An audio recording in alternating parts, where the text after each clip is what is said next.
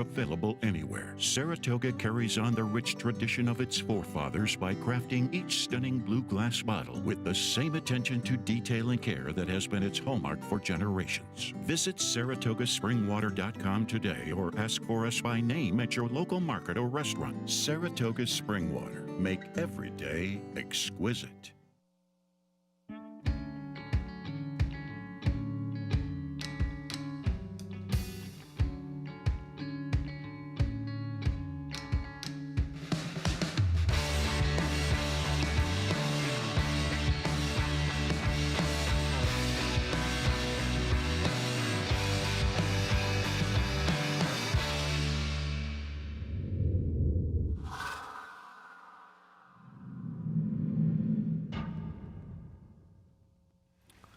Good morning, everyone, and welcome to the final Talking Horses of Saratoga 2021. Travis Stone will be joining me in just a moment. Of course, sending out a good word to our friend Anthony Stabile as well. We've missed him the last couple of weeks, but look forward to getting back to Belmont Park, where we will see him down there as well. Opening day there Thursday, September 16th. Lots of good stuff going on here. A terrific 12-race card, including the Hopeful today, and the best way to play it? You can go right there, Ben. You can get me off the screen. I'm good. Go over to Naira Bets. If you're not a member of Naira Bets, use the promo code SPA200, and we will match for $200 of your initial deposit. We have a special $20 bonus if you bet $100 on each the Saratoga Hopeful and the Del Mar Futurity later today, and you opt in. You'll earn a $20 bonus, win or lose. That's over at Naira Bets, opt in at Naira Bets. And finally, the final Saratoga Live of 2021, 12:30 to 5 on FS2, as well as 6 to 7, little 5 to 6 on FS1. As mentioned, Travis Stone filling in more than ably here over the last 7 of the last 8 days. Travis, you've had a terrific week, and thanks so much for helping out. Yeah, I appreciate it. No, it's good to be here. It's a lot of fun. Yesterday was fun, too. What a great spin-away that was. I think we saw a real special runner in that winner. Big things to come in her future. But this has been a great week of racing, and, no shortage of races today either. No, I agree. There's been some sensational races. It's a pretty good race out in California yesterday with Flightline and that 114 buyer. He got a little mad, I guess, that Baby Yoda had the 114 buyer, and he said, I can do that, too. And I'm sure a lot of people watched him. If you haven't watched the 8th at Del Mar yesterday, add that to your list of things to do. But I agree, a lot of great stuff coming up today. And we'll kick it off in the first race with maidens going 7 furlongs. And listen, I get it with equal pay. This is a horse, if you're not familiar, we're not going to show the replay again, but this was the horse that Irad Ortiz got injured on the first day of the Belmont Stakes Racing Festival, and she was on her way to victory and a probably pretty substantial buyer figure when she sort of crossed her legs and kind of tripped in the stretch. Fortunately, okay. Now, she came back and didn't run well. Was it the fast pace? Was it the muddy track? It was a race that totally fell apart and had big outside moves. But she does have to show that whatever happened that day is behind her. She is the horse to beat. She is the speed from the inside. I'm not trying to beat her, but you are, Travis. Yeah, I respect the fact that they're not dropping her for a tag. They're keeping her at the maiden special weight level, thinking or showing or signaling maybe that they still think there's some ability there because, as you said, she was on her way to victory and debut. I just have to see it before I believe it. And I thought, and looking at early odds at 2 to 1, that's higher than I thought she would be. I thought she'd get quite a bit of play in here because she is lone speed. The problem was when I was sort of looking through the field, I tried to make a case for a few of them. I end up on Mun Love. I don't love this pick. Her race 2 back could win this, though. It was solid enough. She didn't really have the best of starts last time either, so maybe that figure could be boosted a little bit from that trip. She's got figures on paper that make her one of the contenders in here. Don't love her, and mostly because I couldn't totally pull the trigger on Perfect 2 and the firster for Belmont. It was just, this was a fuzzy race. I agree. It's very hard to like them. Listen, I'm Perfect 2 didn't really break first time and had a little bit of trouble and did make a big run in a very, very slow race. Big City Mama, I picked second. It's not like she's done much running. The Mott Firster, it's not exactly a ton of dirt pedigree to speak of. Bill has had a very good meet, so maybe we'll see a good performance someday, maybe. I'm going to hope the good equal pay shows up on a fast track, and we are fast and firm today. But there have to be some lingering doubts, and sometimes horses have a psychological issue when something like that happens, and she's going to have to show it's behind her. If it is, she'll beat this field, and she'll make whatever price she is look like too big a price. But it's an if, and horse racing's full of ifs. Race number 2, I think this is one of the few times today we agree. And we both went to a first-time starter for trainer Horacio De Paz, who's got a big pedigree, Belarus. Yeah, there's a good pedigree going on here. The dam was pretty good herself. Greatest stake place, good dirt sprinter, couple of winners, foals from her. DePaz has had a good meet. He had that good first to the other day that probably should have won, had a bit of a tricky trip from the inside. This is a better post for a first-time starter, breaking a little bit farther out, so maybe not so much trouble down inside. Just felt like this is a live runner, and DePaz is quietly, we talked about him yesterday, he's quietly had a good meet, and he's quietly had a good year. Yeah, no, I think his horses have really run well at this meet. This would have to Amundsen, who's a very fast sprinter, as well as Winner's Laugh, who's a very nice New York bred who was running this year as well. So this horse really does it better. Bridgehampton the Dam was pretty good.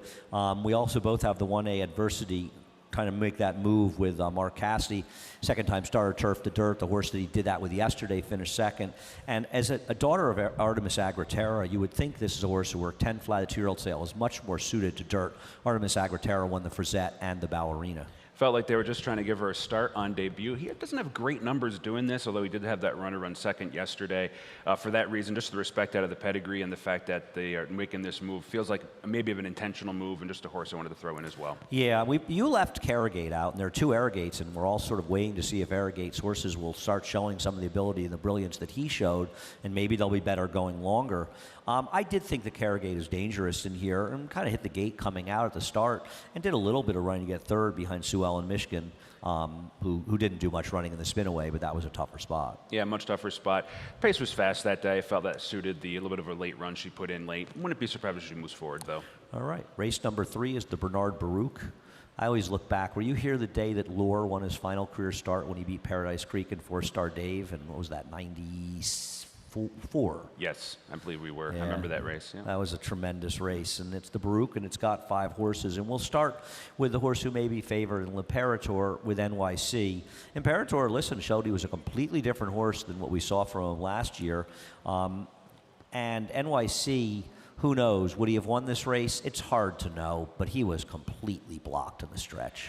He was, and the pace was quick, too, and NYC was slightly closer to it than the rival today. I thought L'Imperator had a pretty good trip, all things considered, moving an inside-outside trip with a pace flow that helped. NYC stayed down inside and certainly just had all sorts of trouble that, I don't know if he would have won, but he certainly would have run better and is now second off the bench for Todd Pletcher. The numbers fit, main contender. I definitely would favor NYC over L'Imperator just because I think the trips would get swapped and maybe the result would have been different. Yeah, that's why I put him on top. I didn't love anybody in here, and I don't think you'll disagree. I don't think there's a single horse in this race that realistically can't win the race. As far as the pace, and now you go to a situation where the pace is supposed to be slow. Yep. And that's supposed to favor NYC much more than it's supposed to favor Imperator. Now that brings in Tell Your Daddy and Dreams of Tomorrow. So why have I pitched Tell Your Daddy? Because I think that NYC will be sitting outside of him and is just a better horse. But Dreams of Tomorrow, he trounced a little bit, and I'm assuming that's why you like him, into an absolute no pace last time. Yeah, I'm with you on Tell Your Daddy. The race, that last race, the top 3 horses went 1, 2, 3 the whole way, just a slow-paced affair. So I'm against that one for that reason today. Dreams of Tomorrow was off the pace and a slow-paced affair. Still came on with a bit of a run, but has shown a little bit of tactical speed in the past, and I'm thinking maybe Lezcano wants to be slightly more aggressive today with the tighter and compact field. Maybe they're a little bit more forward, and that allows him to get into the race a little bit sooner. But you know me, I just love to play horses that made up a bit of ground against slow paces, and that's what this one did. Yeah, no, I don't disagree. The 4-0 Word, who you've left out and I have third, was compromised by the lack of pace and a wide trip last time. I just don't know if he's really good enough. Yeah, this is one of those. You just can't pick them all, right?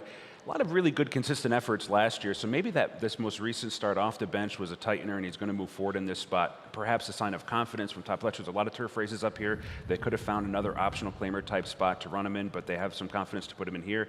Maybe that's a sign. I sort of want to see it first. We'll see what happens in the Bernard Baruch, the third race on today's card. Race number 4. Race number 4 has a selecting dilemma, and I've kind of decided to go in a very different direction. Though I'm not sure, I probably put the horse way too low. There is no question, if Frills runs the race she ran last time, she is going to win, and we'll take a look at it and I'll let you talk about it. This was a fast pace, and she was sharp from start to finish and just barely lost it late. Decent numbers for this barn, making these sorts of moves off the claim. Do you totally trust her? No. I think some of the starch came out of this race, though, with extra effort and subsidiary, and I think that's going to allow her to sort of find the lead a little bit more to herself today. She's fastest early on pace figures. She just has to run back to that last effort and handle what figure speed, maybe a slightly tougher company. But numbers-wise, she fits with these. In fact, her Timeform US number last time, which she does have to run back to, would trump this field. I went to her because I didn't have any other creative ideas.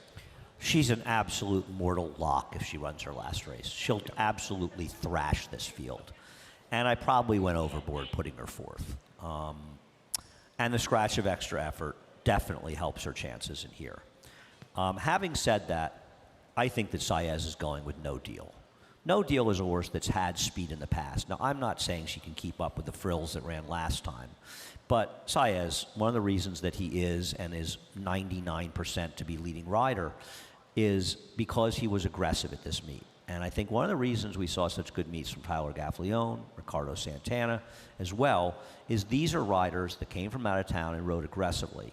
It doesn't seem to have an effect on the riding colony in New York. They're still going to take back every horse in every race. But these guys probably did better than expected because, one reason, because they were aggressive. And I think No Deal is an interesting horse off the Wayne Potts claim. You know, he has no horses off of even 4 to 8 month layoffs or 6 months plus layoffs off the claim. None, zero. Yeah, that was interesting. I looked that up too, and I looked up his first claim stats at Naira, which are fine. ROI is a little bit low, but that's an interesting number. Yeah. She's a horse that's run well in the past. She kind of totally lost her form, and I just think she'll be more forward. I have a thing for my Roxy girl. I know she was eased last time. I get it.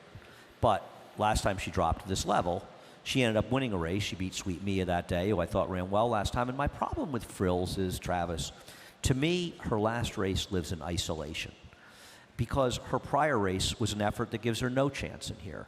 She won that race because they were absolutely crawling up front, and she forced everybody to play her game crawling on the front end, and she got a 70 buyer under the most extraordinary of circumstances. So what happened between that race? And obviously she moved up off the claim for Linda Rice, but she still ran for 12.5 for Linda, now running for 20, and I don't know. She's the horse to be, at 3-1, she's a joke. She'll be favored. There's no chance that if my horse is favored over her, I'll bet her. I don't think my Roxy girl can possibly be favored over her. She's never a horse that gets bet that strongly. And Frills is supposed to be 6-7 to 5 here, isn't she? Yeah, she's very short, especially because my Roxy girl's running lines look sour because of right. what I perceive to be a little bit of a tail off in form. But I do recognize what you mentioned is the last time she dropped to this level, she won and ran fairly well. So I hear that, but without it, if Frills is not favored in here, I'll be shocked. I thought she'd be an over, and by the way, I think she should be an overwhelming favorite here. Yeah. Because, I mean, you just have to ask yourself if she comes back and runs that race, but she has to come running back in 11 days. Mm-hmm. And coming back, and, I know that you and I, we may question sometimes these taxing efforts and the bounce thing. That's 11 days off of an extraordinary effort. So we'll see if it happens, and certainly Merton Cantermasi has finished this meet on absolute fire, and nice to see a trainer who's a good guy, and he's won a lot of races and just had been struggling a bit, but he's back in form, and I imagine he'll carry over to Belmont Park. Race number 5 is a funny one, Travis. Mm-hmm. And I get it with American Law and Realm of Law, the two law horses. We'll take a look at the race they come out of. I have had enough of Realm of Law. He just ran terribly, I thought, last time. I thought he got a good ride by Jose Ortiz. He had nothing in the stretch. This race came apart at the end, as you see Big Evers making that big run. American Law ran fine, but he too saved ground and angled out. And I thought all he did was pick up lesser shares with very good trips in a race where it was like a one-horse race and then 17 horses at the wire together. I know other horses look cheaper or slower in here. My focus in this race is I don't want those horses. Yeah, I'm against that race for all the reasons you just mentioned. I thought Realm of Law had maybe a little bit of an excuse, having to get fanned a little bit wide coming off the turn. But from there was just no punch. There was no winning effort, and the same could be said for American Law. And so I was looking at this race, watching the replay. I'm like, I'm gonna fade this race. If one of these two win, that's fine. I mean, I'll probably still use them in a backup pick 5 ticket type scenario. But I'm just against the race, and so I started to look elsewhere. Realm of Law is lost for Chad Brown at 4-5, 6-5, 7-5, and 6-5. I know that horse won on the drop down to maiden 40 yesterday, but with an absolute perfect trip and ride by Irad, won by a desperate head, like 3-5 in a maiden 40. These are just not the Chad Brown horses. He may win, but I'm happy to have him beat me. I want the other Chad Brown horse, Conglomerate, and I found an unbelievable series of stats for Chad Brown. With maidens off 250-day plus layoffs, he's winning at almost 40% with a 317 ROI. Do you know, with horses in general, not just maidens, he's 53 for 164, 32% with a 238 ROI. And is possibly as overbet a trainer as there is in the country. He's winning with those horses a third of the time. They're paying over $7 off of these extensive layoffs. So when they come back, they're ready to roll. And I know he ran poorly in his last start, though he was wide the whole way. His first race will beat this field. He sat behind a slow pace, and he ran well in there. So why shouldn't I want him at a much better price for a trainer who does nothing but win off of these stats? That's fair. If you actually qualify some of those stats with applying the maiden special weight to maiden claiming drop as well, the numbers are still most impressive. So this is not something he's unfamiliar with. I just wanted to see one first. I don't like playing horses off big layoffs, trainers getting them ready or not. I feel like in the long run at this game, fading these types a little bit is fine. I also don't know if there's going to be enough pace for what figures to be his closing kick. Even though he ran fine on debut, I just decided to take a stand against him. He has great stats, really good stats, but I had a couple of other clever ideas, and I went that way. I think your other horse can win, and we'll show the replay. Aban last time. Some may be turned off by this horse is running in a maiden claiming race, but I'm not one of them, Travis. No, the pace was sharp. He was relatively close to it, improved in the second off the layoff scenario. The winner set a perfect trip. He ran fine. And now when you look through this field today, how is he not on the lead by himself going to the first turn? Yep. And I mean, we've seen so many wire jobs on the turf course here. It's a quick run to the first turn. I think Johnny V's got one job, get to the front and back it down. No, I'm with you. I mean, American Law and Lewis can go from the outside, but he's supposed to be in front. He was also never on the rail last time, at a time he needed to be on the rail, like the winner was, and the second horse was. So I'm with you. I mean, this horse, people may get distracted by the maiden 75. I don't think they should. What do you do with the New York Red Tackle, who was scratched out of a maiden 40 about a week and a half ago, and now is trying open in a maiden open? But this horse was never on the rail, on the good rail last time, and was even a little bit closer to a pace to collapse. He ran very well last time, and I'm not sure his last race actually doesn't give him a chance, and he's a private purchase. I know Mike Maker's gone a bit tepid here, but this is a tough spot. But I'm not going to be shocked when this horse outruns his odds. No, I threw him in there. His time form numbers fit with this group. In fact, that last race would put him right in a sort of a photo for the win. I don't like the layoff, but I like the inside draw, and I like Santana getting on in a paceless race. He's an aggressive rider. We've seen it. You just mentioned it at the top of the show. So maybe he gets a little bit more forward with this one, and they're able to outrun their odds a little bit. Absolutely. Race number 6. Race number 6 is a race where Chad Brown has got a horse to beat and dropped down Linny Kate.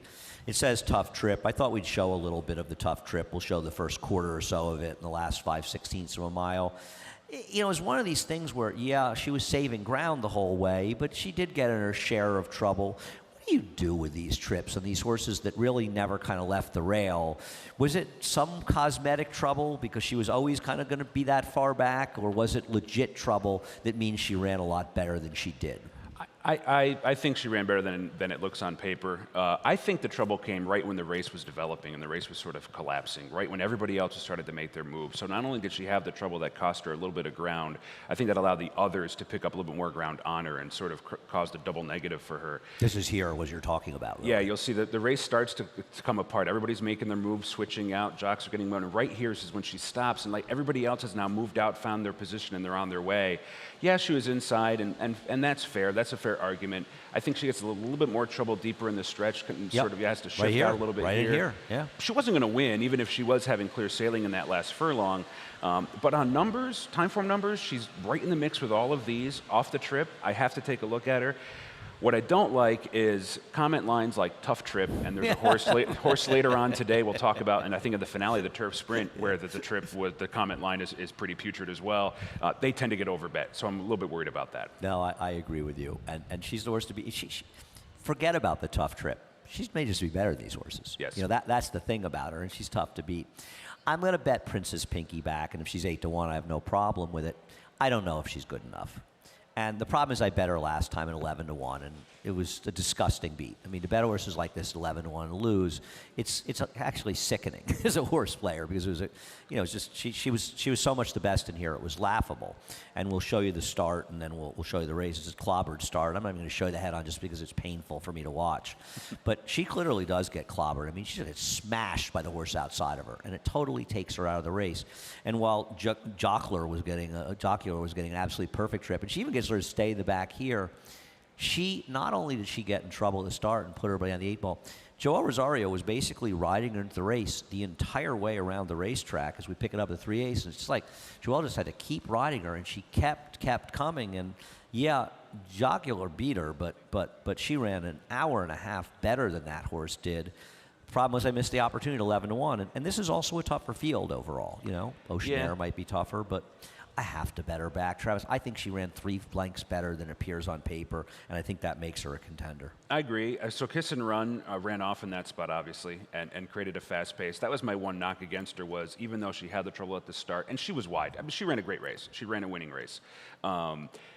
She might have some character flaws, though. It sort of felt like she hung a little bit very late in the game. Maybe that was a product of I think it was a problem doing so much more work than the winner did. And could easily be that. But she was 11-1 last time. I don't think she's going to quite go to that number this time. And for that reason, and just the sort of the slight hesitation going by late over the winner, again, recognizing that she had some trouble throughout the race, I was going to take a little bit of a stand against, just because I felt like some others had interesting angles as well. But will not be surprised if she runs well. Yeah, I feel like she's a horse that was a completely different horse in the turf. And if the trouble at the start was her doing, I could say something, but it wasn't. Yep. She just got massively unlucky in there. And it's just you look at her compared to almost all one of her dirt races, just a totally different horse in that race. And the other thing is, yes, Oceanaire can win. But Christophe Clement is another trainer that, like most good trainers, they deliver when they're short prices. Won at even money by a head, lost at even money, lost at 2-1, lost at 7-2. Didn't run that badly last time. Didn't run that well in there. I don't know. Can she get a piece? Yeah, I'm not afraid. I'm afraid of Linny Kate. The others, they can all beat me. That's fair. Oceanaire I put in there just as a race flow perspective. I feel like this race could get a little bit hot on the front end, and I felt like she was going to be in that first flight right behind him. She was wide last time. Even though the pace was solid and she made up a little bit of ground, she was wide. Okay. And so I felt like maybe a little bit of a boost from that. I like the overall career progression, but the seconditis and thirditis type starts are now piling up for her.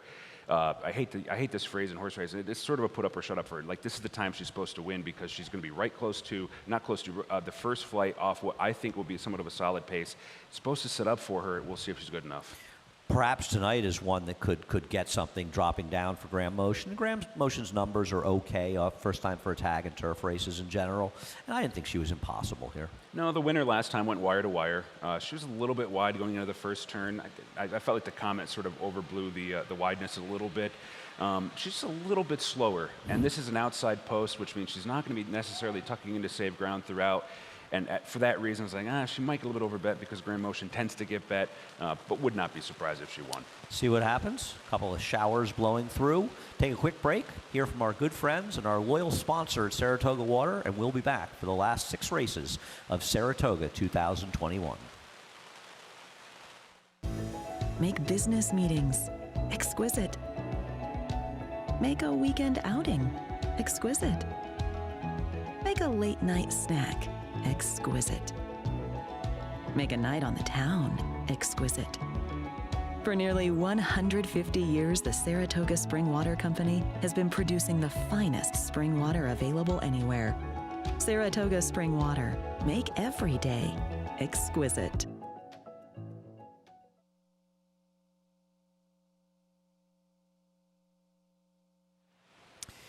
Welcome back to Talking Horses, presented by Saratoga Water. Travis Stone, Andy Serling. Last 6 races, last pick 6 of Saratoga. And I'll tell you, the 2-year-olds have really picked it up in the second half of the meet here. Echo Zulu looked terrific. Also, the second finisher, a horse that you picked in there, ran very well. If she'd broken clean, she wouldn't have won, but it would have been closer. I thought she ran very well in there, Travis. And I think you look at coming out of Saratoga, I feel good about some of the 2-year-olds. I feel great about 3-year-olds we're seeing. These 3-year-old sprinters are like an embarrassment of riches, but the 2-year-olds are starting to look stronger. Yeah, Tarabi, I think her name was. Not the best of beginnings, but the race was going to fall into her lap that way anyway. And I thought for a few strides, about the 8th pole, she had switched out. I thought she had a shot. Putting in a run. She ran very well. That was a big effort. Yeah, no, I agree. I was rooting for you a little bit there because she looked like she may make a run. Race number 7 could be one of those races and a decent one. And by the way, there's a couple small shower moving through. It's supposed to be about 10 minutes, so nothing to be concerned about. Race number 7. The reality of race number 7 is there's an anchor to this race because there are first-time starters that are supposedly runners in here. You never know that works out. We know that Don't Wait Up is a runner. Don't Wait Runner didn't come out cleanly in here. Gave up an advantage. The rail was good that day. I think the track was relatively fair, but the winner, Power Agenda, who's in the hopeful, wired the field. And this was a winning race. Did the horse hang a little bit? Perhaps, but also hung after having a tougher trip. And a good figure to boot. Ran a good 76 figure with a good 92 on time form. The only reason why I took a small shot against was not great numbers for Dutrow coming second time out in spots like this where they ran well on debut, just 10% with an 86 ROI. These are horses, and I've talked about this a few times this week, and I don't mean to belabor the point, they tend to get overbet off solid debuts, and it's hard to do that back-to-back unless you're a high-quality horse. Horse is going to get pounded today. There's a couple of stories perhaps on some of these other runners I took a small shot against, but don't wait up. Clearly the horse to beat. No, I agree. This horse had worked very well, the 2-year-old sale, and you got 7-1 last time. And we talk about this ad infinitum. Sometimes they come back. Listen, Jester No Joy came back and ran a few buyer points better and found the right field and absolutely slammed them yesterday. I don't know if there was anybody behind that horse, but that horse looked good though. No, I agree. For whatever reason, I felt looked good coming down the stretch. They do look good though when the horses behind them aren't very fast. Absolutely. but like you and I in a race. Not knocking the horse, got a 78 buyer, but as the point being that that's a horse for Todd Pletcher that came back and ran a better race the second time out. Stretched out, had to go 7 furlongs, and sometimes they do. Experience can work both ways, but sometimes, especially a tough effort like that, you've taken command and performance. This is the one that Irad Ortiz chooses to ride instead of Force Ranking, who we'll get to, but Todd Pletcher. Yeah, I mean, there's a little bit of pedigree here, not a ton. The dam was 1 for 6. She did win at 2 years old, but it just sounds like, per the workout reports, that this is a progressive horse that's working very well. Very similar reports to the horse yesterday. They didn't pay a ton of money. $220,000 is a solid number, but it's not a huge amount of money. So it's not like this is some big, sales steamer, so to speak. It just feels like it's a runner for them that's doing well.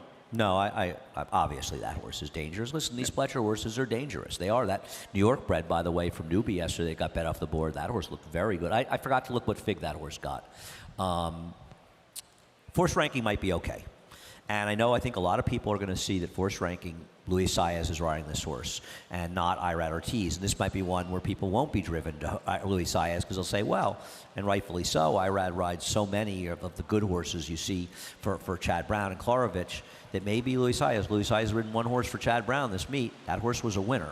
I think this horse might fall a little bit under the radar, so I'm going to be using this one. What do you have a story on the 9 Torpedo Run? No, but I'll make one comment on Force Ranking. Oh, if you read the workout reports, there's progressive pattern and development in each report. Each workout, the horse seems to be getting better. It felt like it was a turf horse, though, with the pedigree. A lot of turf top and bottom there. Right, but when you see Chad Brown running turf pedigrees first time out in the dirt, sometimes it's a very good sign, actually, as opposed to going to turf, which he does so much first time. I thought it would be interesting. I'm interested to see how the Masteries do. He was a very good horse before he unfortunately got injured in the Triple Crown Trail, and I think he could turn out to be an interesting sire. I heard also Brad Cox might be able to run with Dracone, the horse Draken, or 10 flat, the 2-year-old sale, and I thought looked pretty good. Yeah, that one horse, that horse, I looked for a while, but I remember I shared the other day some stats with Brad Cox, first-time starters in New York. Not as strong as you might think. Certainly one to look at.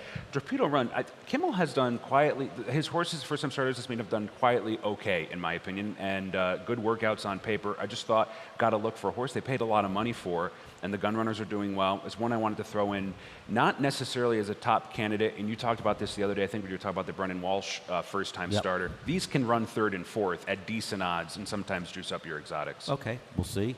Steve Asmussen seems to have run out of first-time starters that have run at the meet after winning with, when you win with like 20 first-time starting 2-year-olds, it's hard for the next 20 to be killers as well, and he certainly had a very, very strong year so far, but maybe Pine Valley is a runner. And of course, do you know what Pine Valley is? It's a golf course in New Jersey, right? Oh, is that it? Yeah, I believe so. Oh, I thought it was the fictional town in All My Children. Oh, All My Children. Oh, my. Okay. Travis, All My Children was a very important part of my college education. The Grateful Dead and All My Children were the two things that made me the person that I am today. Race number 8, for better or worse. Race number 8 looks like a pretty solid race for 2-year-olds, and you've got Consumer Spending, who finished very well to be second behind the impressive debut stablemate McCulloch, and we'll take a look at that race. I'm going to tell you, I thought this horse really ran in what I thought was a pretty strong race. I'm not trying to beat her. No, I mean, if she runs back to that race, she is winning. This pace was fast, though, and she dropped far off of it. The run was solid, but, a horse that is going to get pounded today coming off a favorable pace setup is a horse that I'm going to try and beat a little bit, but I fully recognize she's the horse to beat. This feels like it was a strong heat. I think the winner is really solid, and Consumer Spending, second best to her, but right there too, certainly the one to get today. Yeah, I know it was a good setup, but they just buried the rest of the horses in that race. I think it was just a strong race. And with Silvery Rill, who I have second here and you have third, and we'll get to Dancing D in a moment, she should have won first time. Now, I think Blissful beat her for Cherie DeVoe, might turn out to be okay, and she had a big pedigree as well. But Silvery Rill was bet like she was a good one. She was touted like a good one. And the difference, it's interesting. Christophe Clemence had a terrific meet, but not quite as good as last year. I think one of the differences, last year Silvery Rill won. You know what I mean? Now, maybe they just won every coin flip last year, and this year they lost a handful of coin flips, and that's the way racing, unfortunately, seems to work sometimes. Not to say she ran badly. She lost by a head. She ran a winning race. She lost. She should have won. Mm-hmm. I agree. And she was on the wrong lead coming down the stretch, who I thought was a little bit suspect. I wanted to see her finish up a little bit stronger. And the reason why I took Dancin' D, who you saw in that race as well, Norm Cassidy has great numbers with second-time starters, 22% with a positive ROI. She sat on the rails. She ran fine. But if there's improvement there, it puts her in the conversation with consumer spending, because while that race visually, when I first watched it, I was like, man, they're coming together at the wire. The favorite sort of showed up, but also underperformed. The number came back okay, so maybe the race was in fact okay. And with improvement, I think Dancin' D gets into the conversation at a square price. She's a big price. Yeah, these top two horses are going to take a lot of money. Yeah, I think you'll get better than 8-1 on her. I think she'll get lost in the shuffle because there's a lot of things going on here, including Taurus, the number 5 horse. She was originally a horse I wanted to try to make. Mark Cassie's numbers, though, stretching out second timers are just atrocious. Mm-hmm. But she did look like a horse that might run better. But the more I watched, I know she comes out of an absolute killer field. I wanted more. Yeah, there was just not enough there. I tried to make her too. I looked long and hard. You're right, the numbers just aren't there for Mark Cassie. The race wasn't particularly fast. Her number on time form, 84, puts her a good 8 to 10 points behind some of these. And she had a little bit of trouble. I don't want to totally discount how she ran, but it's not like she was bet on debut or a horse that they felt like was a runner. And now they're stretching her out with bad numbers. I just couldn't pull the trigger. Right. I mean, she lost it. The first two finishers are extraordinarily good. Yes. I don't know if Lady Dene has run back for Joe Sharp. Maybe she's running one of those juvenile races with a $47 million purse at Kentucky Downs. But we saw Bubble Rock come back with a super impressive win the other day, and really looks like a horse for Brad Cox, a filly that could be a contender for the Breeders' Cup juvenile turf sprint, and depending with Lady Dene as a sprinter or stretches out. But even if you're in those races and you finish 4.5 to 5 and 6.5 behind cars like that, that's a lot in a turf race. What about Old School, who has got a ton of pedigree? We haven't seen a lot of Frankels that have been successful. McCulloch was one of them. Chad Brown had that Rubelinda. They've kind of underperformed, but I think you have to look at this horse. Certainly have to consider it. Workout report's okay. Nothing crazy. Doesn't sound like she's necessarily what you'd call a steamer, if you will. But I felt like she and some of these other horses with more lightly raced profiles are just coming and facing 3 very legitimate second-time starters, including 2 of which could be stakes quality coming down, further down the road. Maybe it's just a bias, but whenever I see like homebreds, I sort of discount them a little bit. Perhaps that's a weakness in my game. Because Bobby did win. Bobby Flay did have that homebred that won earlier to meet that filly. I don't know if she's in the PPs in this race. Popular Vote is a very strange horse here because she is extremely talented, but she's a disaster. The good thing for her is that she breaks outside today. She's got a little bit of pedigree, too, to handle turf. I mean, nothing crazy. Majestic Dunhill, I think the name was. But it's more of a dirt pedigree. Majestic Dunhill is a good dirt yeah. horse, but not that couldn't run the turf. Yeah, there was a good turf race on paper, but you're right. It's definitely more dirt-oriented. I don't know. The bad finishes are piling up for Popular Vote, and again, she's facing just a really tough spot. Well, but the public's been confident in her 2 races in a row now with pretty solid backing. Hang on, Travis. I mean, I could have shown a replay last time. You have to be very careful looking at that running line. Yes, it looks absolutely. like she was on the pace and she collapsed. Yep. She broke about 5,000 lengths behind the field and rushed up to go. It was a very slow pace, yep. but she did. They went 22-2, which is 22-3, which is crawling at 6.5 furlongs, but she did all the running. Yes, yeah, she gets a look in here. I had her as in my contenders. I had her at 4th. I don't know how you're going to get by consumer spending and Christoph's horse and Norm's horse. I feel like these are 3. Later in the meet, we talked about this too. It's really hard to go with firsters or horses that haven't shown the ability that some of these more experienced horses have had in their second career starts later in Saratoga, and that's where there was there. I looked at her long and hard. I couldn't pull the trigger for a I didn't put Popular Vote in either, but I'll tell you, here's the scenario where Popular Vote wins. She may be one of those horses that has a tough mouth to deal with, and she has to be on her own. She breaks today, and she just is allowed to find herself on the front end. and she suddenly gets comfortable on the front end, because I do believe there's some ability in there, but I don't disagree. Listen, I didn't use her in my top 4, but I think there is a scenario where she ends up being a fly in the ointment. Race number 9 is an interesting New York bred race, and it does feature those are the cooler horses racing in Miss Jimmy, who we'll get to in a moment. But I think we have to talk about Awesome Debate, and it is funny. You have a horse in this race that won a stake in her last start. She's running for $45,000. I have her 4th. You've completely pitched her. I don't like her either. Is even her last effort winning the Union Avenue good enough? Yeah, so what a great claim, though. 45,000, a couple starts later, you win a stakes race at Saratoga. To me, it was all about the wet track. She's always been a horse that seems to do a little bit better when there's moisture in the racetrack. Her 2 wet track races on paper were some of her best races in her recent form cycle. And for that reason, I was going to take a little bit of a shot against. Won't be surprised if she wins, but what I don't understand is you bought this horse for 45,000, you win a stakes race. There's a lot of stakes races down the road for New York breds, and you're okay with her going for 45 today. I thought that was a bit of a red flag. Okay, well, they made 50,000 last time. Mm-hmm. Maybe they win here and they just walk away. She's not that good. That's fair. The reality is, when she's won races, she's had things go very much in her own favor. And the other thing was, that field last time had a sort of phony a favorite who's not as good as she looked on paper, and Sadie Kate. Is that her name? Sadie, who just didn't show up and run at all. Just completely stopped in a 5-horse field. And the rest of them she beat are just slow horses. So she got the right spot. Congrats to Bruce Brown, who did a great job and found the right spot, and everything worked out perfectly. And I actually respect the connections in Bruce Brown for saying, we got the getting while the getting was good, and let's try to move on. And maybe somebody is confused. And listen, she's been claimed for 45,000 a couple times, so it's not as though she hasn't proved to be worth that. But I think she's a bad gamble, and she may be a bit over bet in this race. Ruvies in Time you have completely left out while leaving Miss Jimmy on top. Ruvies in Time, this is back in February at Aqueduct. We love touring around all of our racetracks. Beat Miss Jimmy that day. I thought Ruvies in Time got very, very good. She had some trips that were very much in her favor, but she got good. Then she ran down Cat and tried to chase that one. And then in her next start, I don't know why they showed no speed. Sadie Lay was allowed to walk to the front end. And then last time, she didn't show any speed, and she ran against Bella Sophia. Now listen, maybe her form is tailing off, and that's why she's dropping, and that's why she's shown less speed. On the other hand, she is a horse that was running for 12,000 not that long ago, so it's not like she was always some sort of high-class big earner.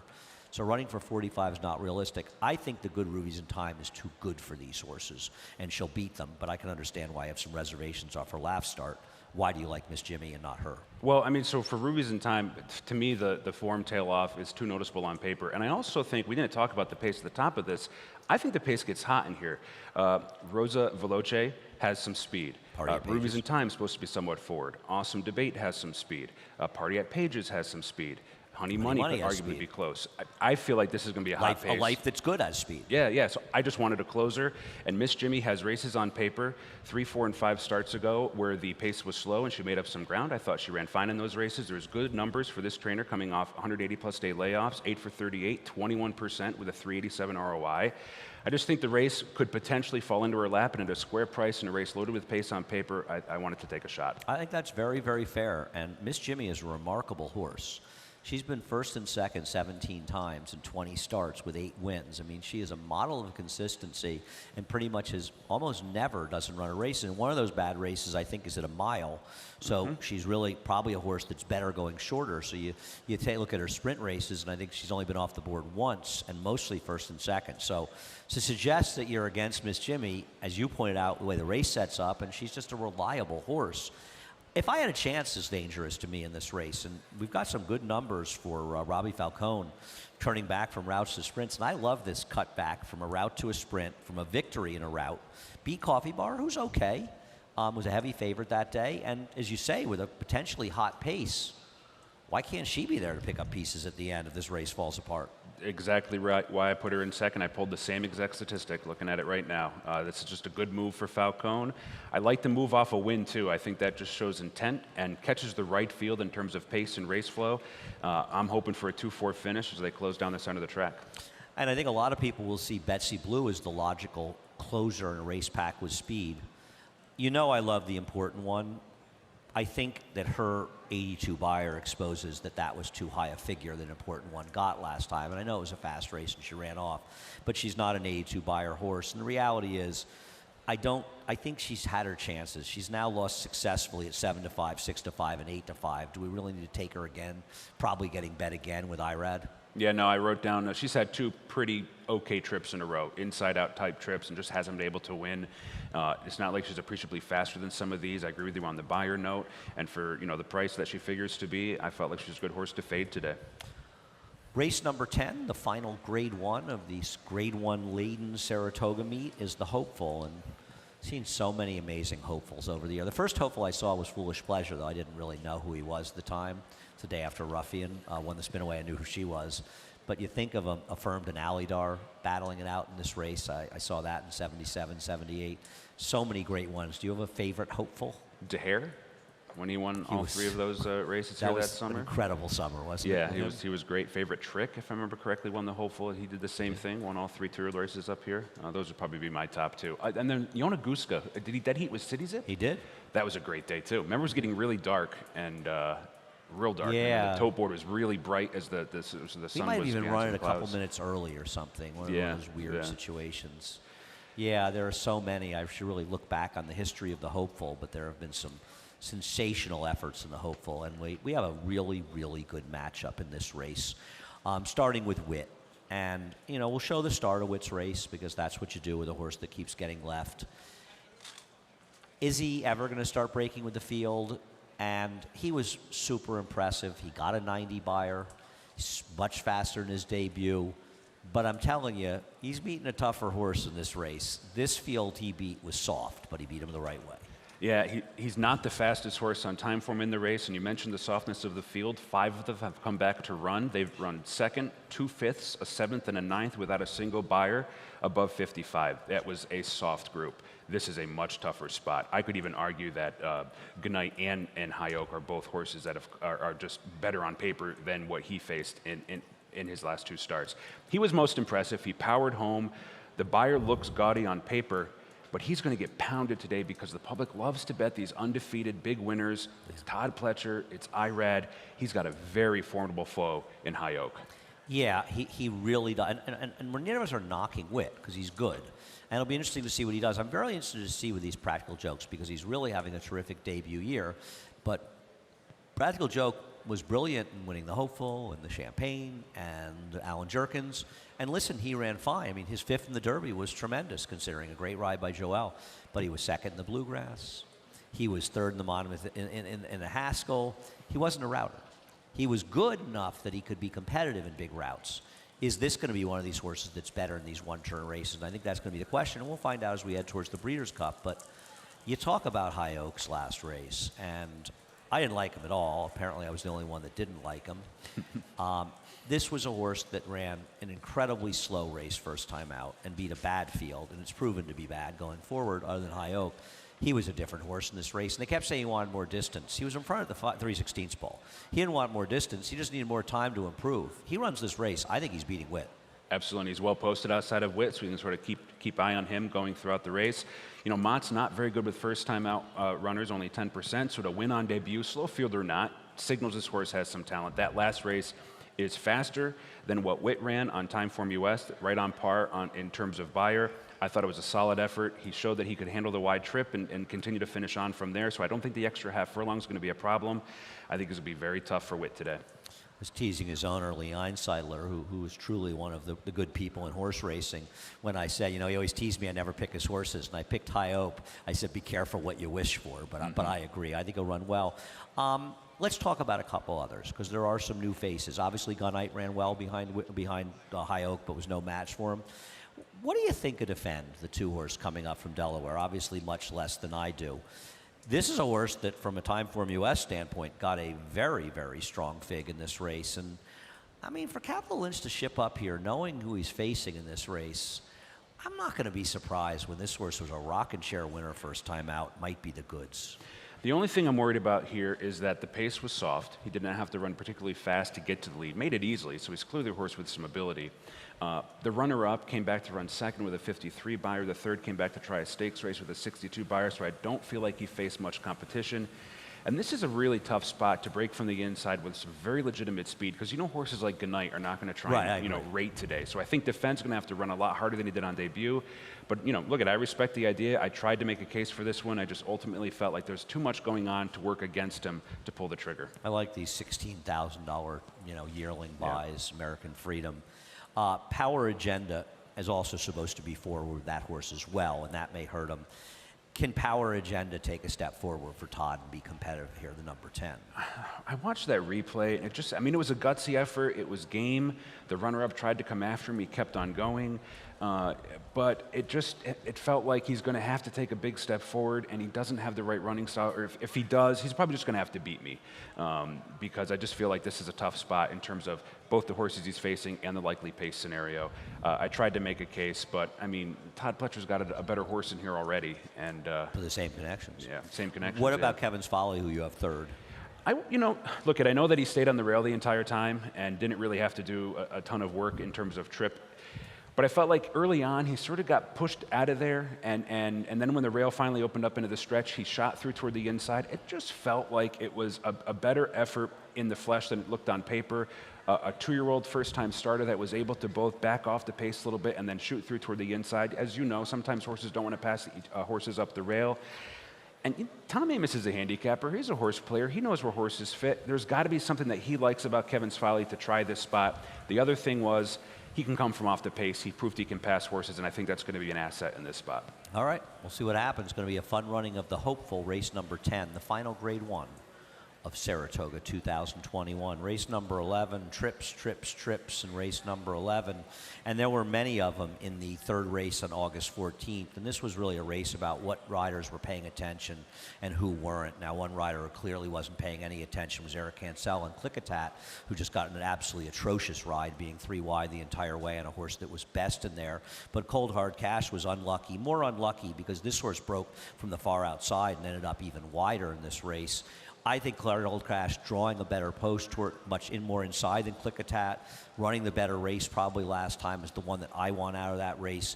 Atone was another one that at least was a little off the rail that I think will run better, but I want Cold Hard Cash out of that race. Yeah, you and I on the same horse in this spot. He's just a horse that always fires. He's got a good record overall hitting the board. He's always there.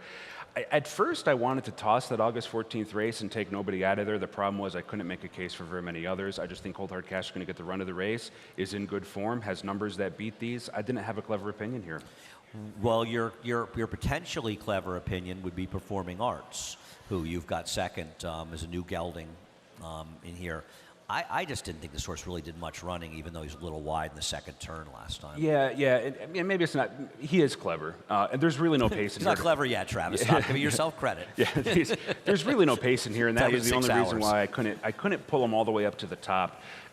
Lynch doesn't have awful numbers adding blinkers, and I felt like on the far turn, he put in this big, long 4 or 5 wide sustained run. Kind of hard to tell just how wide it was watching the pan. But it's not like he totally discredited himself. He's run some okay races on paper, and I really had a hard time making cases for many of these in here, and I sort of wanted somebody with a moderately fresh face, and that was my angle there, but not smart enough to put him on top. I still think Linda Rice has Cold Hard Cash in the right spot. But I thought Performing Arts was an interesting candidate, and especially because with the murky pace scenario, maybe he's a little bit closer, and they're adding the blinkers, and that allows him to get into the race a little bit sooner. Yeah, I would mention, just to get back to Clickatat a little bit, I think Clickatat might be the best horse in this race. I just am afraid of trying to overcome post 12, going a mile, what kind of trip he's going to get. But I wouldn't just completely dismiss him in that post. I think he's dangerous in there. Lahara. I'm not sure what to do with Lahara, who comes back off a 5+ month layoff, making his second start of the year for Chad Brown. One thing about him, though, he consistently runs figures that make sense. I thought this was a disappointing effort, but listen, Dreams of Tomorrow has turned out to be pretty good, and you like him in the Bernard Baruch, so maybe he was just meeting better horses. Yeah, and again, I like this move of Chad starting in the maiden 40 where he thinks the horse fits, comes right back into starter, but then proves him that he's capable of competing at this allowance level, and these numbers that he runs they're just there. They're right in the mix of this race. If he runs any of these numbers, he's going to be right there in the photo for the top spot. The problem is price. What sort of price does he get? But the one thing I'll say is there's enough going on in here with horses like Cold Hard Cash coming out of that last race that maybe Lahara doesn't go off the sub-even money scenario we've seen in his most recent few starts. I put him in because the numbers are there, and I have respect for Chad Brown's barn, and there was just a hard story to make on some of these. King Cause, you have fourth in here. Listen, he beat better horses last time, good trip or not, and he was a little fortunate. Others had tougher spots. Mike Maker, year-plus layoff and a turf route for trainer switch is 0 for 8 for what it's worth, with only 2 hitting the board and 3 short. But he is a horse that, on his good races, might be better than these horses and shouldn't be ignored. His race 2 back at Churchill and his most recent race at Saratoga, time form-wise, are many lengths better than many of these. But obviously, you got to deal with the big layoff. Not great numbers, as you mentioned, for Maker. But I disrespected the fact that this horse just might be the best horse in the race. And while the numbers aren't great, Maker's a capable trainer. If this horse is ready to run today, it'll be right there. I couldn't show respect for a horse that was taken away from Tom Amos. Now I don't know the story. But I don't know. They're nice guy stables. I'm going to ask Tom if they're nice guys. Race number 12 is the final race of Saratoga's meeting, and it does contain an incredible trip horse. So let's show the 3 to finish of Orma getting a very fortunate trip inside of horses, and New York Supreme getting about as unlucky as a horse, because that's not 3 ace. I guess we'll show 3/16 to finish. Okay. Yeah, when I opened up the PPs for this race and I saw that New York Supreme was in, I almost stopped handicapping because there's just no way I couldn't play her off. I bet her last time, and I think you and I exchanged some texts on it. It was horrid. She basically ran her race on the main track. I even could argue more than 9 wide around the far turn, and she still kept coming. Insane. Now she's third off the freshening. She improved in that race despite the horrific trip. She's going to be forwardly placed. There's not a lot going on in here. New York Supreme, that's how I want to end this meet. I was going to pick against, but I'm like, this trip I'm not picking against. I do think Stella Mars is very dangerous, though, because she's just sort of consistent in Social Whirl. She had the better trip in Social Whirl when Social Whirl was fourth behind her 2-back because the race fell apart. But last time it was much more favorable to front runners in there. And Stella Mars did finish that as New York Supreme, but New York Supreme may have been compromised by Social Whirl. And the other thing about New York Supreme is that she could beat a speed in this race. New York Supreme could wire this field. Absolutely. Yep. Yeah, I like Stella Mars a little bit. I mean, I think her last race, maybe she also regressed a touch, but she just got running way too late. Yep, that's and what I thought. and the race prior obviously is very competitive in this spot. The pace today, there's some speed in here, and I think Stella Mars is going to get a fine chance to make her late run. I just had to take New York Supreme, but Stella Mars, absolutely a major player. I'd like, maybe David Aragona will tell me why he has Norman Queen favored in here. Is a Wesley Ward first-time starter with no turf pedigree going to really be favored over Stella Mars and New York Supreme in this race? Really? Yeah, I was a bit surprised at that. I was actually wondering maybe there's something, I don't Maybe know, there's some while steam on this handicapping horse? this. Yeah, maybe. First time starting maiden claimers. I mean, he's got a positive ROI. He's got a high percentage, but Wesley Ward wins a lot of races, so that's not too surprising. If she wins, fine. I mean, I bet against Wesley Ward turf sprinters a lot. I'm just going to have to lose if she does. Yeah, that's the way I felt. I thought there were more interesting horses to talk about. Pathless Taken looks like a second-time starter. I wouldn't say she had a ton of trouble in her last race, but I thought that she was just sort of always behind horses in the stretch and never got that clear run. I looked hard at her, tried to make a case. The one thing I'll say is she was forward in that race, so it's not like she has no ability. It's not like a second-time starter that was nowhere from start to finish. And she was in some traffic and sort of buried down toward the inside. And you're right, horses all around her. Maybe a move forward. Yeah, I thought she was a little bit interesting here. Black Panda, actually, the dam was a multiple winner on the turf. It's her first foal, and she has speed. She's a funny horse, Black Panda, for sort of connections you may not be familiar with, because I think Anthony picked her in her debut, and she really ran terrifically in there. That was a good call by him. And she has speed. I thought Black Panda had a little bit of a funny look in here if you're looking to throw in bigger priced horses. Yeah, I think the dam won on turf, so there's maybe a little bit of pedigree there. Class dropped down to 40, did run fine in her first 2 starts, adding Lasix. There's things going on there, the types of things that win these types of maiden 40 races. I'll give you another one if you want a little bit of pedigree in here. I'm not going to try it. What is it? I know you ain't talking to me. Mm-hmm. As a track announcer, you must just appreciate names like that, Travis. That's the worst. It really it's is the worst. This dam was a 7-time turf winner, 7 seconds, 184,000, 80 buyer. It's her first foal. I don't know. Why can't this horse be dangerous in here? Yeah, Falcone only 1 for 21. At least he's got the win with a scenario like this, and probably catches the right field if you have a live runner. Turf pedigree's there. Yeah, I'm just looking, and you always feel like the last race, there may be guys that are really especially sort of looking to get out, and they don't know when they enter it's going to be the last race. Travis, it's been great. Really enjoyed having you here, and obviously appreciate you filling in for Anthony over the last 7 of the last 8 racing days, including Travers Day, and I can't say enough about what a terrific job you've done. I appreciate that. It's been a lot of fun. It's always good to be here, and I look forward to texting about you with the Knicks this winter. I do too. I hope that we see more of each other than we do, because we haven't seen enough, but your Knicks could be improving. And being that the Nets, who I've been rooting for so long, went out and tried to buy a championship, I'm starting to feel a little more favorable about it. They're not right there, but I'm getting there. And just wanted, sort of wrap up the meet and say thank you to so many people. I can't say enough how much it means to me, and so many of us here, how kind everybody in Saratoga is. And certainly while I'd been sick, and not that I was that sick, but while I was out and couldn't come here and in quarantine, just how much people's support meant to me, and it really helped a lot. And it's such a pleasure to be in Saratoga, and a lot of it's because of the support of our great fans that are going to put us over the 800 million mark in handle this year, over 100 million more than our prior record, so we can't thank you enough for that. And also all the people behind the scenes. You watch this Talking Horses broadcast, and a lot of the elements are being done in the TV truck by guys, and they put up with me, and they show the videos and the trainer stats and make everything happen here. And so much hard work goes on by people that never really get the credit around here behind the scenes, but they should get credit from us. And it takes a lot of effort from a lot of people to make this happen, and I want to say a big thank you. But the biggest thank you is always to the bettors. Without you, there's no game, and I have no job. So thank you for everything you guys do, and it's been a great summer up here in Saratoga, and look forward to heading back to Belmont. First Talking Horses will be Thursday, September 16th. I actually won't be in on opening day, but I'll be there the second day, but Anthony will be back on that day, opening day, at Belmont Park. Head over to NYRA best place to play all of the races. Use the promo code SPA200, sign up for NYRA, and enjoy all the fruits that NYRA has to offer, and you will be supporting racing in New York and keeping money in the games. It was raining about 20 minutes ago, Travis, and is now an absolutely spectacular day. That's Saratoga for you. If you opt in and you bet $100 on each the Hopeful and the Del Mar Futurity, you'll get a $20 bonus, win or lose or draw. And finally, the final Saratoga Live of 2021. FS2 for most of the day, FS1 from 5 to 6, 12:30 to 7, covering all the action, 12 races, as we close it out on what has been a memorable and wonderful Saratoga 2021. Thanks again, Travis. Thanks again to everybody. John Embrial, the voice of racing in New York, is up next. We'll reprise the scratches and changes.